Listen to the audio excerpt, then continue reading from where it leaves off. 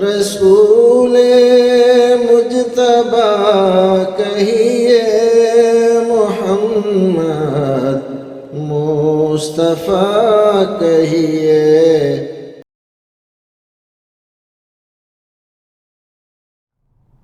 الحمدللہ رب العالمین والصلاة والسلام علی اشرف الانبیاء والمرسلین نبینا محمد وعلی آلہ واصحابہ اجمعین ومن تبعہم بإحسان الی یوم الدین، اما بعد۔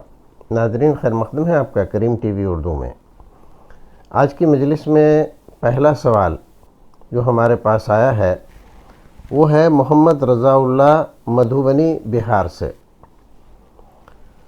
پوچھتے ہیں کہ اگر نماز میں ہوا خارج ہو جائے تو کیا کریں، نماز کیسے پوری کریں؟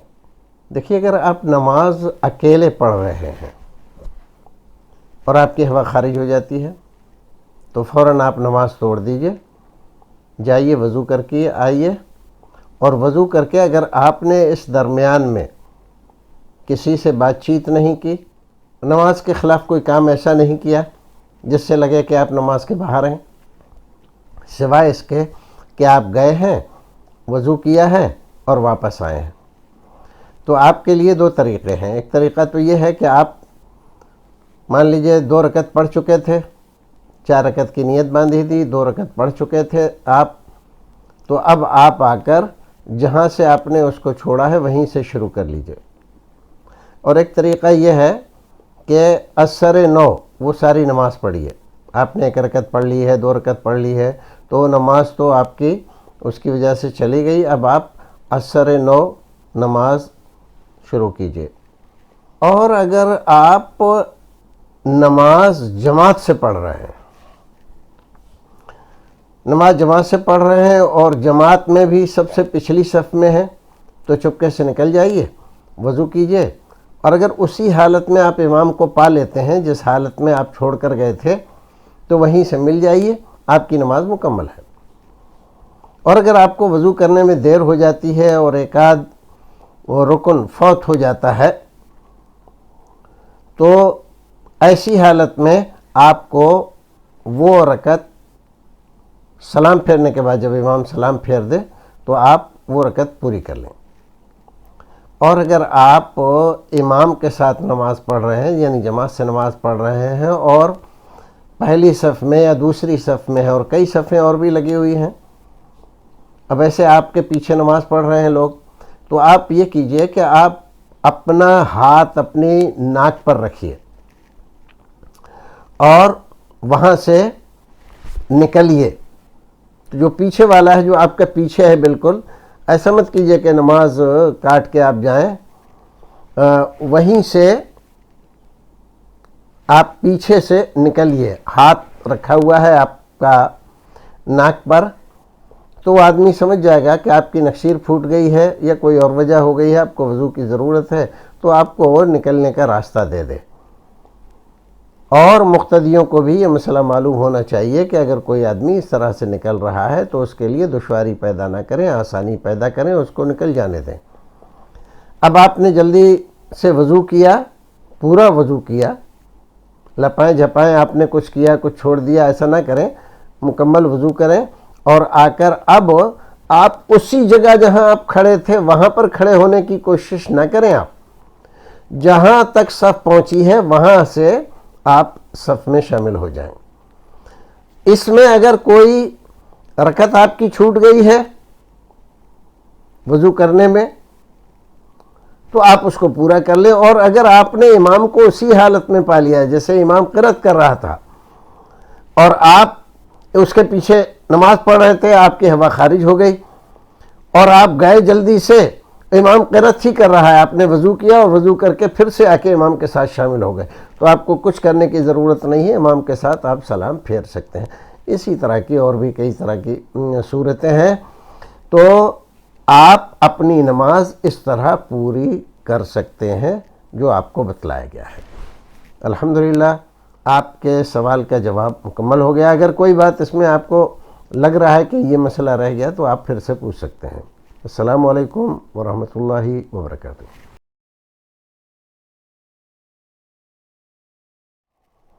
الحمدللہ والصلاۃ والسلام علی رسول اللہ۔ ناظرین خیر مقدم ہے آپ کا کریم ٹی وی اردو میں جمال پور سے، شاید یہ جمال پور علی گڑھ والا ہے، انہوں نے نام نہیں لکھا، سوال کرتے ہیں کہ اگر شوال کے روزے رکھ رہا تھا اور اسی درمیان میں اس نے روزے کی حالت میں مشزنی کر لی تو اب اس پر کیا لازم ہے؟ تو اس پر روزے کی قضا لازم ہے۔ اختلافی مسئلہ ہے، بعض لوگ کہتے ہیں نہیں روزہ اس کا قائم ہے، لیکن صحیح یہ ہے کہ اس کو وہ روزہ دوبارہ رکھنا چاہیے۔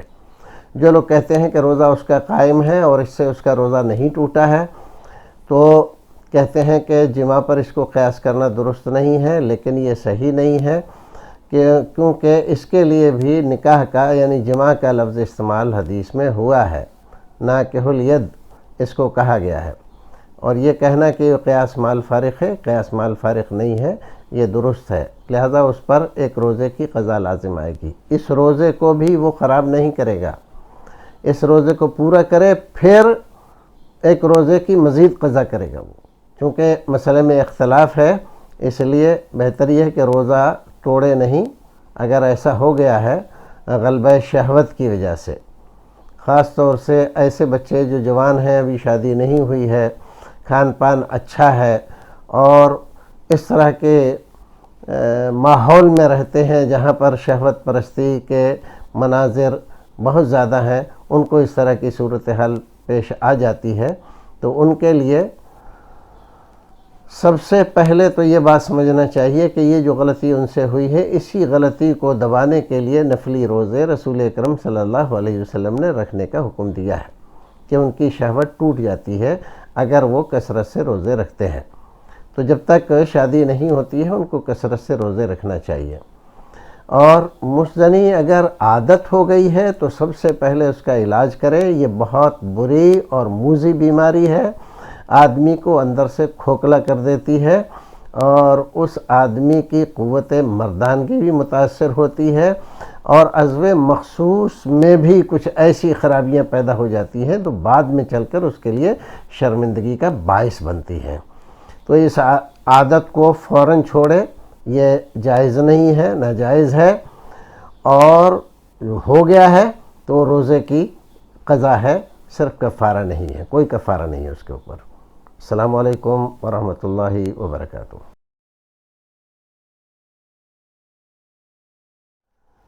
الحمدللہ والصلاۃ والسلام علی رسول اللہ۔ راجستھان سے محمد سلمان سوال کرتے ہیں، ایک آدمی ہے جس پر حج فرض ہو گیا ہے اور گھر میں جوان بیٹی ہے، تو کیا کرے؟ پہلے حج کرے یا بیٹی کی شادی کرے؟ تو دیکھیے اگر وہ دونوں کام ایک ہی ساتھ کر سکتا ہے، ایک ساتھ کرنے کا مطلب ہے ایک ہی سال میں کر سکتا ہے، اس کی مالی حالت اچھی ہے، بیٹی کی شادی بھی کر سکتا ہے اور حج بھی کر سکتا ہے، تو اس کو دونوں کام کرنا چاہیے۔ اور اگر دونوں کام نہیں کر سکتا ہے، اتنی مالی حالت اس کی مضبوط نہیں ہے، تو ایسے صورت میں حج فرض ہوا ہے، اس کو حج کرنا چاہیے۔ بیٹی کی شادی میں 1-2 سال کی ویسے بھی اونچ نیچ ہو جاتی ہے، رشتہ لگتا ہے، وہ لوگ تیار نہیں ہوتے ہیں، پھر 1 سال ٹل جاتا ہے، لیکن حج کو تو ٹلنے کا کوئی مسئلہ نہیں ہے، حج تو اپنے وقت پر ہی متعین وقت پر ہوگا، لہذا حج کیجئے آپ، اور بچی کی شادی کو آپ بعد میں کیجئے، اس کو بھی اپنے ٹارگیٹ میں رکھیے۔ حج کرنے جائیے تو وہاں بہت زیادہ سامان خریدنے کی کیا ضرورت ہے؟ بہت سارے حاجی سمجھتے ہیں یہاں سے جائیں گے تو جتنا پیسہ حج میں لگتا ہے اس سے زیادہ کا وہاں سے سامان خرید کے لاتے ہیں، یہ فضول حرکت ہے، اس کو چھوڑ دینا چاہیے۔ کوئی ایسی چیز نہیں ہے جو ہمارے ملک میں نہیں ملتی ہو اور وہاں ملتی ہو۔ آج کل تو وہاں پر جو لوگ خرید کر لاتے ہیں، جب یہاں پر آ کر دیکھتے ہیں ان کے رشتہ دار اور ان کے گھر والے، تو کہتے ہیں کہ یہ چیز لانے کی کیا ضرورت ہو، تو یہ تو میڈ ان انڈیا ہی ہے۔ تو میڈ ان انڈیا سامان آپ سعودی سے خرید کے لا رہے ہیں، تو یہ کون سی عقل مندی کی بات ہے؟ تو یہ سب کچھ نہ کریں۔ تو حج کو جائیں تو حج کو ہی جائیں، مقصد وہاں حج ہی رہے، تو اور اخراجات کو غیر ضروری حد تک طوالت نہ دیں، بلکہ اس کو کنٹرول کرنے کی کوشش کریں، حج کریں اور آ جائیں اور پھر بچے کی شادی کی پلاننگ کریں، یہی طریقہ بہتر ہے۔ کوئی آدمی کہتا ہے کہ بھئی حج کو نہیں جا رہے، فارم بھرے جا رہے ہیں، ہاں دیکھیے وہ حج کو تو جانا ہے لیکن کیا کریں، بچی جوان ہے، اس کا دیکھ رہے ہیں کہیں کوئی اچھا رشتہ مل جائے تو، دیکھ رہے ہیں، اسی دیکھنے میں 5-10 سال گزر جاتے ہیں کبھی کبھی، اور یہ دیکھ ہی رہے ہیں، نہ رشتہ کرتے ہیں نہ حج کرتے ہیں۔ یہ صورتحال ٹھیک نہیں ہے، آدمی گنہگار ہوتا ہے اس سے، اس کو اس صورتحال سے نکلنا چاہیے۔ حج فرض ہو گیا ہے تو پھر اس کو فوراً ادا کرنا چاہیے۔ مسئلے میں اگرچہ اختلاف ہے کہ علی التراخی ہے یا علی الفور ہے، لیکن علی الفور جو کہنے والے ہیں ان کی بات زیادہ بہتر ہے، کیونکہ پل میں پرلے ہو جاتی ہے اور بہت سارے معاملات اس کو درپیش ہو جاتے ہیں، طبیعت خراب ہو گئی، بیمار ہو گیا، کوئی اور اڑچن آ گئی، کوئی مقدمے بازی میں پھنس گیا جس سے باہر جانے پر پابندی لگ گئی، تو حج اس کا خواہ برباد ہو جاتا ہے۔ تو حج جیسے ہی فرض ہو تو پہلی فرصت میں اس کو ادا کر لینا چاہیے، باقی جو ذمہ داریاں ہیں وہ بھی اسی پر ہیں تو ان کو بعد میں ادا کرے۔ السلام علیکم ورحمۃ اللہ وبرکاتہ۔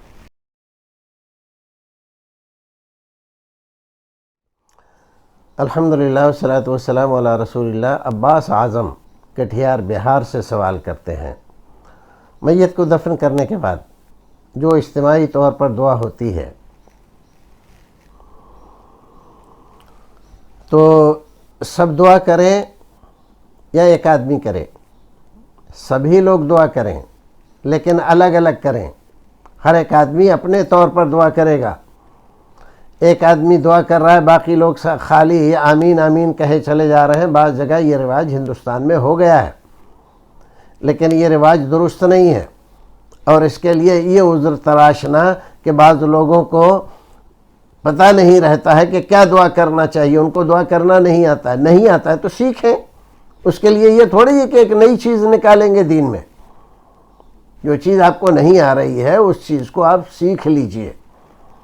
ساری زندگی آپ دعا میں بھی دوسرے کے مرہون منت رہیں اور اس کے سہارے پر چلیں، یہ کوئی عقل مندی کی بات تو ہے نہیں مسلمان کے لیے۔ تو میت کو دفن کرنے کے بعد سارے لوگ دعا کریں گے۔ کیا دعا کریں گے؟ دعا کریں گے اس کی بخشش کی، مغفرت کی۔ اللہ رب العزت سے درخواست کریں گے، پروردگار اس بندے کو معاف کر دے، رحم فرما، اس کی قبر میں نور بھر دے، اس کی قبر میں جنت کی کھڑکیاں کھول دے، اور اس کے گناہوں کو پروردگار تو اپنے رحم و کرم سے معاف فرما دے۔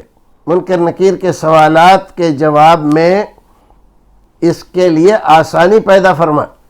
یہ ہیں وہ ضروری دعائیں جو آپ کو وہاں کرنی چاہیے۔ وہاں پر جانے کے بعد ظاہر ہے کہ آپ اپنے لیے دعا نہیں کریں گے، میت کے لیے دعا کریں گے۔ رسول اکرم نے فرمایا فَإِنَّهُ الْآنَ يُسْأَلُ، اب میت سے سوال جواب ہوگا، لہذا اس کی ثواب قدمی کے لیے آپ دعا کیجئے۔ تو ایک آدمی دعا کرے اجتماعی طور پر، سب لوگ آمین آمین کہتے رہیں، یہ طریقہ نیا نکالا ہوا ہے، اس سے پرہیز کرنا چاہیے۔ اور بہتر طریقہ یہ ہے کہ سب لوگ الگ الگ اپنے طور پر دعا کریں۔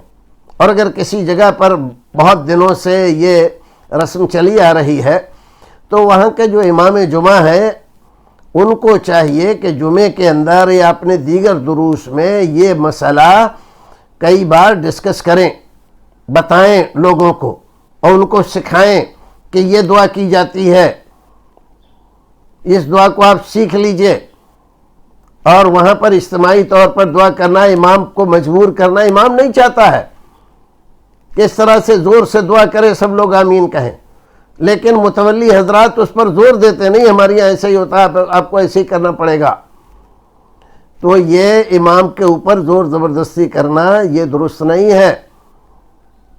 صحیح مسئلہ یہی ہے کہ ہر ایک آدمی اپنے طور پر اس کی ثواب قدمی کے لیے، اس کی بھلائی اور بہتری کے لیے، مغفرت اور بخشش کے لیے، گناہوں کی معافی کے لیے دعا کرے گا۔ یہی طریقہ صحیح اور درست ہے۔ السلام علیکم ورحمۃ اللہ وبرکاتہ۔